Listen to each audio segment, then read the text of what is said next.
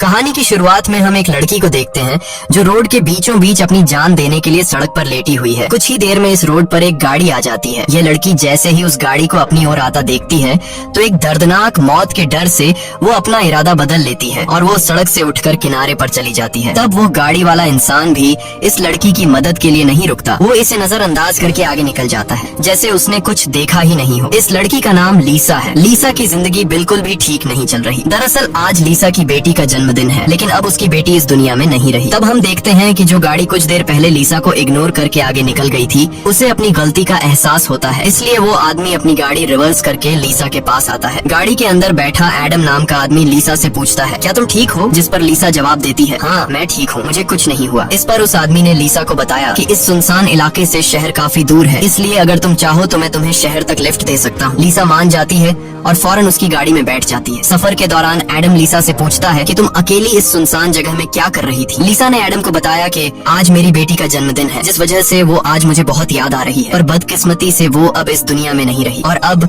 मैं बिल्कुल अकेली हूँ। कोई भी ऐसा नहीं है इस दुनिया में जिससे मैं अपना कह सकूँ। लीसा की ये बात सुनकर एडम कहता है, अच्छा इस वजह से तुम रास्ते के बीचों बीच मरने के लिए लेटी हुई थी? जवाब में लीसा ने कहा, मैं मरना नहीं चाहती, बस एक बार किसी तरह से अपनी बेटी से मिलना चाहती हूँ। तभी लीसा कार का रेडियो ऑन कर लेती है। रेडियो पर एक न्यूज चल रही होती है। रिपोर्टर बताता है कि जंगल में एक सीरियल किलर घूम रहा है और आज सुबह इस किलर ने 2 और लड़कियों को मार दिया है। पुलिस के पास उस किलर की तस्वीर तो नहीं है, लेकिन उन्हें इसके बारे में ये जानकारी मिली है कि कातिल एक गोरे रंग का आदमी है जिसके पास ब्राउन कलर की गाड़ी है और उसके दाहिने हाथ पर एक क्रॉस का निशान है। ये खबर सुनकर लीसा के पैरों तले जमीन खिसक जाती है, क्योंकि रिपोर्टर रेडियो पर जिस कातिल का हुलिया बता रहा था वो कोई और नहीं बल्कि एडम ही था। उसके हाथ में क्रॉस का निशान देखकर लीसा बहुत ज्यादा डर जाती है। इससे पहले कि लीसा खुद को बचाने के लिए कुछ कर पाती, तभी एडम अचानक जोर से कार का ब्रेक लगाता है, जिससे लीसा का सर तेजी से कार की डैशबोर्ड से जा टकराया और लीसा बेहोश हो गई। कुछ देर बाद जब लीसा की आंखें खुली तब उसने खुद को एक अजीब से बंकर में कैद पाया जो चारों ओर से लोहे की मजबूत दीवारों से बना हुआ था। लीसा खुद को इस बंद जगह में कैद पाकर बहुत ज्यादा घबरा जाती है और मदद के लिए चिल्लाने लगती है, लेकिन उसकी मदद करने कोई नहीं आया। हम देखते हैं कि लीसा को एक अलग तरह का सूट पहनाया गया है और उसके हाथ में एक घड़ी भी पहनाई गई है। लीसा उस घड़ी को निकालने की बहुत कोशिश करती है, लेकिन वो घड़ी इतनी मजबूत थी कि काफी कोशिश के बाद भी वो उसके हाथ से नहीं निकलती। आखिर में जब उसे रियलाइज होता है कि इस जगह से निकलना इम्पॉसिबल है, तो वो थक हार कर एक जगह में बैठकर रोने लग जाती है। तभी अचानक उस चेम्बर का दरवाजा खुला। लीसा ने देखा कि दरवाजे के दूसरी ओर एक सुरंग है। उस सुरंग के एंड से रोशनी नजर आ रही थी। लीसा को समझ आया कि अगर इस जगह से बाहर निकलना है तो इस सुरंग से होकर निकलना पड़ेगा। लीसा खुश हो जाती है कि उसे बाहर निकलने का रास्ता मिल गया है, लेकिन जैसे ही वो सुरंग के अंदर चली गई तभी अचानक उसके पीछे उस चेम्बर का दरवाजा अपने आप बंद हो गया। ये देखकर लीसा की सांस रुक गई और अब उसे समझ आया कि वो पहले से भी ज्यादा खतरनाक जगह में फंस गई है। तभी अचानक लीसा के हाथ में बंधे ब्रेसलेट में अलार्म बजने लगा और 11 मिनट का टाइमर सेट हुआ। ये देखकर लीसा समझ गई कि मुझे 11 मिनट में यहाँ से निकलना होगा, नहीं तो मैं हमेशा के लिए यहाँ पर बंद रह जाऊंगी। इसीलिए लीसा अपने हाथों और पैरों के बल रेंगती हुई जल्दी से उस रोशनी की तरफ बढ़ने लगी। लेकिन जैसे ही वो उस रोशनी के करीब होती जा रही थी तभी अचानक उस सुरंग का आगे का दरवाजा धीरे धीरे बंद होने लगा। ये देखकर लीसा और तेजी से आगे बढ़ने लगी, लेकिन जब वो उस दरवाजे के पास पहुंची तो वो दरवाजा पूरी तरह से बंद हो चुका था। लीसा को कुछ समझ नहीं आ रहा था कि अब यहाँ से कैसे निकला जाए। वो चीख चीख कर रोने लगी। तभी उसकी नजर उस दरवाजे के बगल से जा रही एक दूसरी सुरंग पर पड़ी, लेकिन वो रास्ता बहुत ज्यादा तंग था। लीसा को अब कोई और दूसरा रास्ता नजर नहीं आ रहा था, इसलिए लीसा हिम्मत करके किसी तरह सुरंग के अंदर चली गई और काफी मुश्किलों के बाद वह उस रास्ते को पार कर लेती है और आगे बढ़ते हुए एक ऐसी जगह पर पहुंच जाती है जहां एक प्लेटफॉर्म की तरह 2 रास्ते बने हुए थे। एक रास्ता ऊपर से जा रहा था और दूसरा रास्ता नीचे से। लीसा को कुछ समझ नहीं आया और वो ऊपर के रास्ते को चुनती हुई घुटनों के बल आगे बढ़ने लगी, लेकिन थोड़ा आगे जाते ही नीचे का फ्लोर ऊपर उठने लगा। अगर वक्त रहते लीसा वहाँ से नहीं निकल पाई तो नीचे का रास्ता उसे ऊपर चिपका कर मार देगा। लीसा डर के मारे तेजी से आगे बढ़ने लगी। वो उस जगह के बीच बस पिसने ही वाली थी कि तभी इस सुरंग के एंड तक उसका हाथ पहुंच जाता है और जैसे ही वो रास्ता पूरी तरह से बंद होने वाला था, लीसा अपनी जान बचाकर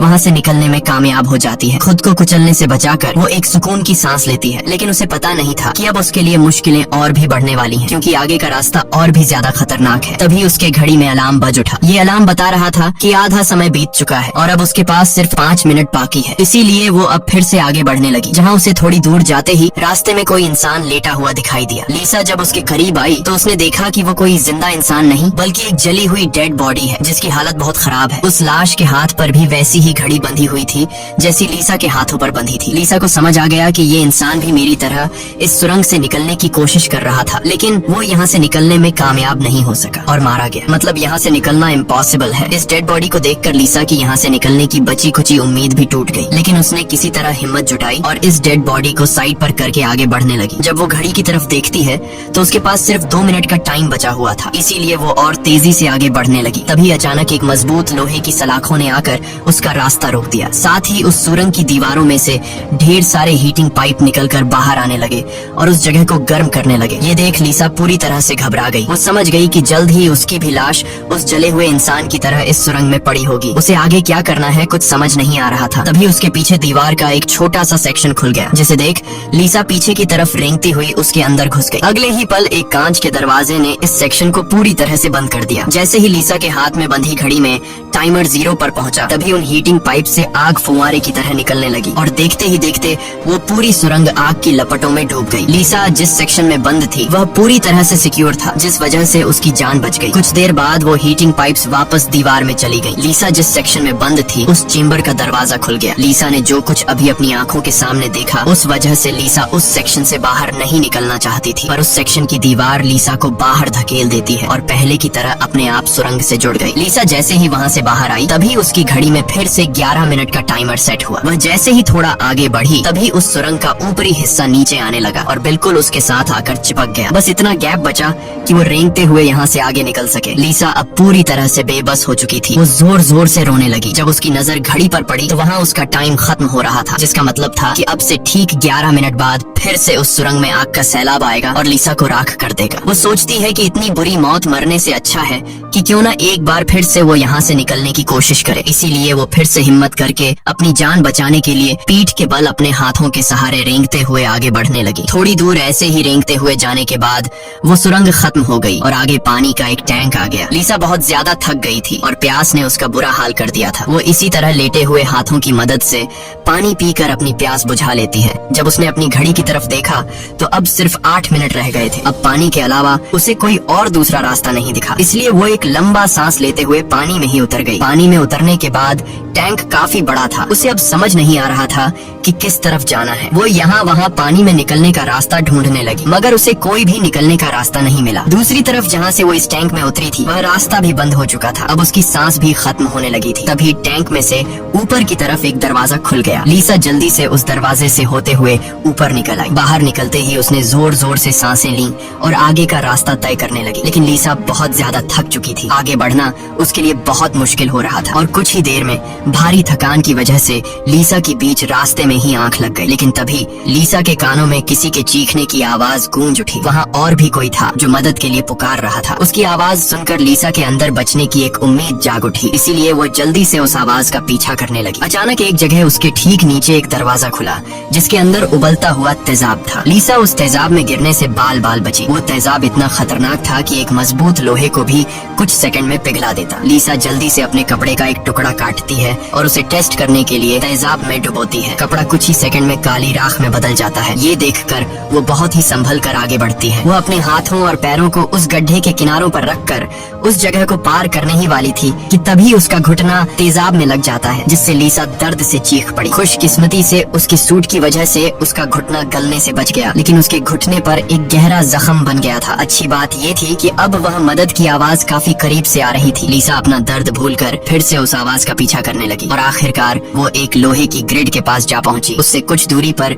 एक और ग्रिड थी जिसके पीछे एक आदमी था। उस आदमी ने भी लीसा की तरह हाथ में घड़ी और सूट पहना था। लीसा उससे कहती है कि देखो मेरी बात सुनो, हम दोनों यहाँ पर फंसे हुए हैं। अगर हम एक दूसरे की मदद करें तो यहाँ से निकल सकते हैं। लेकिन वो आदमी काफी लंबे समय से उस सुरंग में फंसने की वजह से उसकी दिमागी हालत खराब हो चुकी थी। वो कभी लीसा को गालियाँ देने लगता तो कभी सॉरी करने लग जाता। वो कहता है कि ये लोग जल्द ही वापस आएंगे और हम दोनों को मार देंगे। ये कहकर वो पागल जोर जोर से हंसने लगा। तभी लीसा देखती है कि उसके हाथ में बंधी घड़ी में 60 सेकंड की काउंटिंग शुरू हो गई है। वो हीटिंग पाइप्स दोबारा दीवारों से बाहर निकल आए और इस बार बचने के लिए जो सेक्शन था वो लीसा और उस आदमी के बीचों बीच खुलता है। है जिसमें सिर्फ एक ही इंसान के छिपने के लिए जगह थी। अब या तो वो पागल आदमी बचेगा या फिर लीसा। अगले ही पल लीसा और उस पागल आदमी के आगे जो लोहे की ग्रिड थी वह हट गई। ये दोनों तेजी से उस चेम्बर की तरफ भागने लगे और दोनों एक साथ चेम्बर तक पहुँचे, जिसके बाद ये दोनों एक दूसरे को मारने लगे। उस बीच कभी लीसा उस पागल आदमी को चेम्बर से बाहर निकाल देती तो कभी वो पागल आदमी लीसा को बाहर धकेल देता। लेकिन आखिर में जैसे ही वक्त खत्म होने वाला होता है, लीसा उस आदमी को लात मारकर चेम्बर से बाहर कर देती है। वो आदमी लीसा को पैर से पकड़कर बाहर निकालने की कोशिश करता है। तभी 60 सेकंड खत्म हो गए और उस चेम्बर के शीशे के दरवाजे ने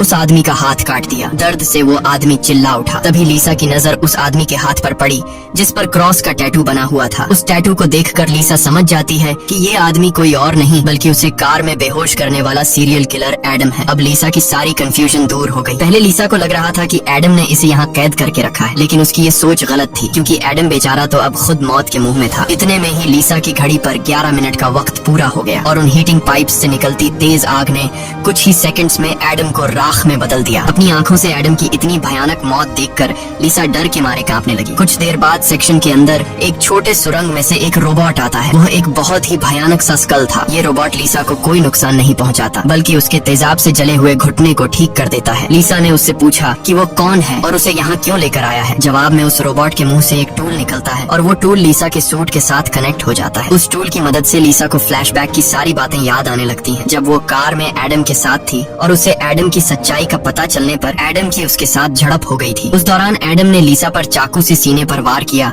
और कार से बाहर फेंक दिया था। उसी पल लीसा को आसमान से उसकी ओर आती एक सफेद रोशनी दिखाई दी थी, जिसके बाद लीसा वापस प्रेजेंट में आती है। लीसा को अब एक बात समझ आ जाती है कि उन एलियंस ने ही दरिंदे एडम से उसकी जान बचाई थी और उसे यहाँ लाए थे। लेकिन वो उसे यहाँ क्यों लाए थे ये बताए बिना ही वो रोबोट वहाँ से निकल गया। लीसा ये भी समझ जाती है कि ये लोग जो भी हैं वे उसे मारना नहीं चाहते, बस उसे इस गेम को पार करना होगा, तभी वो यहाँ से निकल पाएगी। लीसा अब आगे का रास्ता तय करने उस चेम्बर से बाहर आ गई। एडम का कटा हुआ हाथ भी वहाँ पर पड़ा हुआ था। उसी समय लीसा को उस कटे हाथ पर टाइमर के नीचे कुछ सिंबल्स दिखाई दिए। लीसा उन सिंबल्स का मतलब समझने की कोशिश कर ही रही थी कि तभी एक घूमता हुआ पंखा उसकी ओर आने लगा। उसे देख लीसा अपनी जान बचाने के लिए पीछे हटने लगी और उससे बाल बाल बचती हुई एक छेद से ऊपर की सुरंग में चली गई। तभी अचानक उसे सुरंग के ऊपर से किसी के चलने की आवाज सुनाई दी। वो आवाज एक जगह पर जाकर रुक गई। उस जगह पर सुरंग का ढक्कन खुला और उसमें से एक भयानक सा क्रीचर उतरा, जो देखने में तो इंसान था लेकिन जानवरों की तरह घुरा रहा था। उसका शरीर पूरी तरह से जल चुका था और उसकी आंखें सफेद पत्थर की तरह चमकदार थीं। तभी लीसा की नजर उसके कटे हुए हाथ की तरफ गई। उसका कटा हुआ हाथ देखकर लीसा समझ गई कि वो कोई और नहीं बल्कि एडम है, जो जलने के बाद एक राक्षस में बदल चुका है। अब वो लीसा को मारना चाहता था। एडम की आंखें जल गई थीं, इस वजह से वह लीसा को देख तो नहीं सकता था पर वो सुन सकता था। लीसा चुपचाप धीरे धीरे आगे बढ़ने लगती है, लेकिन तभी उसकी घड़ी के फर्श पर टकराने से एक हल्की सी आवाज गूंज उठी, जिससे एडम को उसकी भनक लग गई और तेजी से लीसा को मारने के लिए उसके पीछे आने लगा। लीसा उसके हाथ लगने ही वाली थी कि तभी लीसा एक पतली सुरंग से उस पार चली गई। एडम को कुछ नजर न आने की वजह से वह उस जगह को पार नहीं कर पाया। लीसा उस सुरंग से आगे बढ़ती हुई एक ऐसी जगह पर पहुंची जहां उसके पास आगे जाने के लिए 2 रास्ते थे। लीसा को कुछ समझ नहीं आ रहा था कि किस रास्ते को चुनना चाहिए। वह बहुत सोचने के बाद जब उसे कुछ समझ नहीं आता तो वह एक अंदाजे से लेफ्ट वाले सुरंग में घुस जाती है। सुरंग के बाहर एक कमरा था जिसकी चारों ओर कांच की दीवारें थीं। उन दीवारों पर लीसा को उसके पैदा होने से लेकर अपनी बेटी को जन्म देने तक की सारी यादें दिखाई दे रही थीं। वहां लीसा ने यह भी देखा कि किस तरह उसकी लापरवाही की वजह से उसकी बेटी की जान चली गई। लीसा अपनी बेटी को याद करके बहुत रोने लगती है। तभी उसने देखा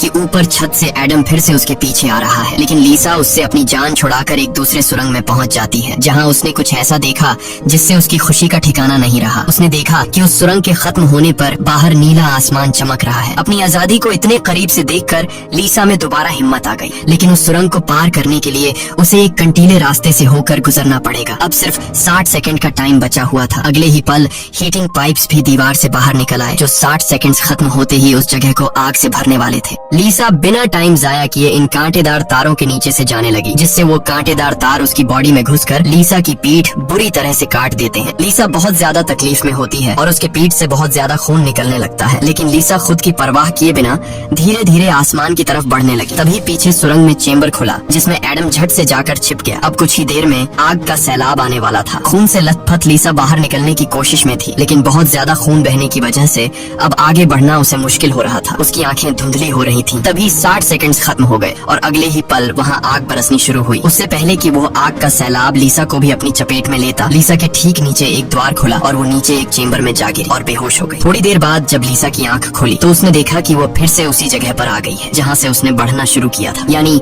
अब तक उसने जितनी भी मेहनत की यहाँ से निकलने की, वो सारी जाया चली गई। ये देखकर लीसा अब पूरी तरह से टूट चुकी थी। तभी वो रोबोट उसकी मरहम पट्टी के लिए दोबारा आ जाता है। लीसा ने उसे मरहम पट्टी करने से रोका क्योंकि वो दोबारा ये सब दोहराने के लिए तैयार नहीं थी। उसने रोबोट से कहा कि वो अब सिर्फ मरना चाहती है। उस रोबोट ने लीसा की बात मान ली और उसके मुंह से एक इंजेक्शन निकलकर लीसा के शरीर की तरफ बढ़ने लगा। तभी लीसा को एडम के हाथ पर बने हुए निशान याद आ गए। वो समझ गई कि जरूर वो निशान यहाँ से बाहर निकलने का रास्ता बताते हैं, इसलिए वो अपने खून से दीवार पर एडम के हाथ पर बने हुए निशान बनाने लगी, जिसे काफी गौर से देखने के बाद लीसा को पता लगा कि ये तो एरो है जो यहाँ से निकलने की डायरेक्शन बताते हैं। जैसे कि पहला एरो लेफ्ट साइड की तरफ मुड़ा हुआ था, जिसका मतलब रास्ते में आने वाली पहली 2 सुरंगों में से उसे लेफ्ट साइड वाली सुरंग के अंदर जाना चाहिए। दूसरे नंबर का एरो राइट साइड की ओर मुड़ा हुआ था, यानी पहली सुरंग को पार करने के बाद जब फिर से एक साथ 2 सुरंगें आएंगी तब राइट साइड वाली सुरंग के अंदर जाना चाहिए। उसे लगा कि जरूर मेरे हाथ की घड़ी के नीचे भी इसी तरह के सिंबल्स बने होंगे जो यहाँ से बाहर निकलने की डायरेक्शन बताते हैं। ये समझते ही लीसा ने उस रोबोट से उसके जख्मों को ठीक करने को कहा। जख्मों की मरहम पट्टी होते ही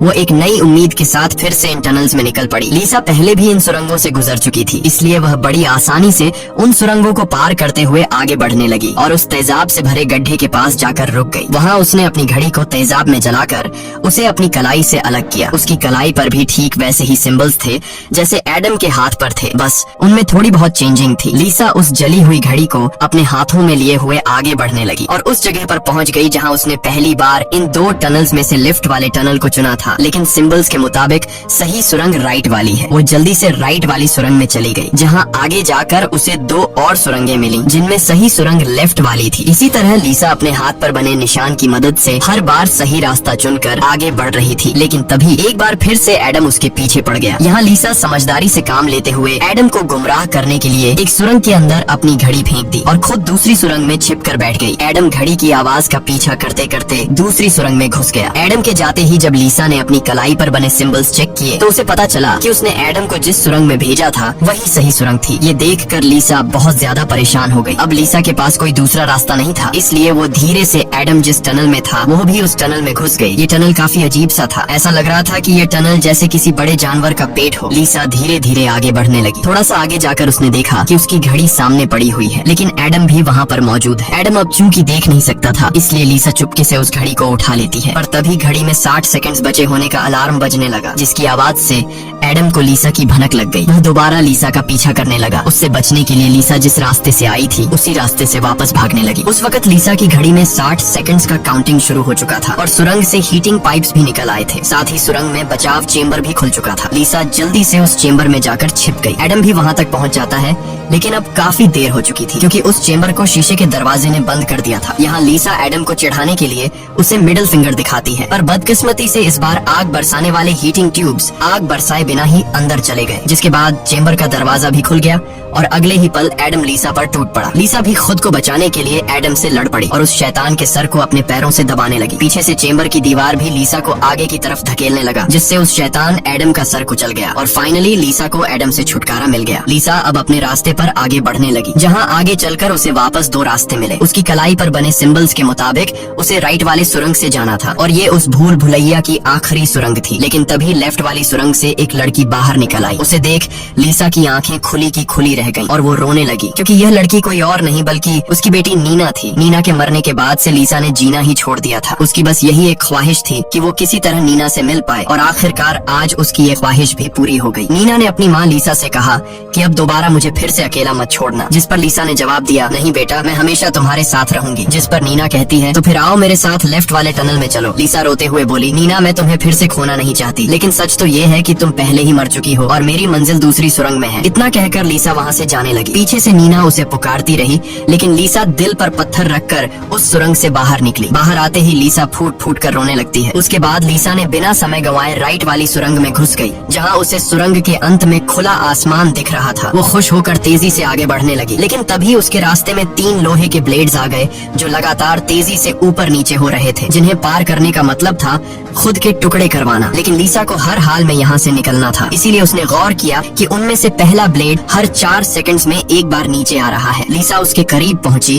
और जैसे ही वो ब्लेड ऊपर गया तो 4 सेकंड्स पूरे होने से पहले झट से उस पार चली गई। उसके बाद वो दूसरे ब्लेड के पास पहुंच जाती जाती है। इसी तरह दूसरा ब्लेड हर 3 सेकंड्स में नीचे आ रहा था। लीसा ने हिम्मत दिखाते हुए उसे भी पार कर लिया, लेकिन लास्ट वाला ब्लेड सिर्फ 2 सेकंड्स में नीचे आ रहा था, जिसे पार करना लीसा के लिए बहुत ही मुश्किल था। पर आजादी की चाहत में लीसा ने उसे भी पार तो कर दिया, लेकिन बदकिस्मती से उसका पैर ब्लेड के बीच आकर कट गया। लीसा का दर्द से बुरा हाल हो गया था, लेकिन लीसा अपने पैर की परवाह किए बिना सुरंग के एंड तक पहुंच जाती है, जहां उसे खुला आसमान नजर आ रहा था। लेकिन जैसे ही उसने अपना हाथ सुरंग से बाहर निकालने के लिए आगे बढ़ाया, उसका हाथ सामने लगाए स्क्रीन पर जा लगा, जहां खुले आसमान का वीडियो चल रहा था। ये देखकर लीसा बहुत ज्यादा मायूस हुई। उसने कहा, मैंने वो सब कुछ किया जो मुझे करने को कहा गया था। उसके बाद वो पागलों की तरह हंसने लगी। तभी सुरंग से हीटिंग पाइप्स निकल आए, क्योंकि अब कुछ देर बाद 11 मिनट का टाइम खत्म होने वाला था। लीसा अब सुकून से मौत का इंतजार करने लगी, लेकिन इस बार वो हीटिंग पाइप्स उसे जलाए बिना ही वापस सुरंग में चली गई। तभी अचानक सुरंग का ऊपर का हिस्सा खुल गया और एक तेज रोशनी लीसा पर पड़ी। लीसा का शरीर अपने आप हवा में उठने लगा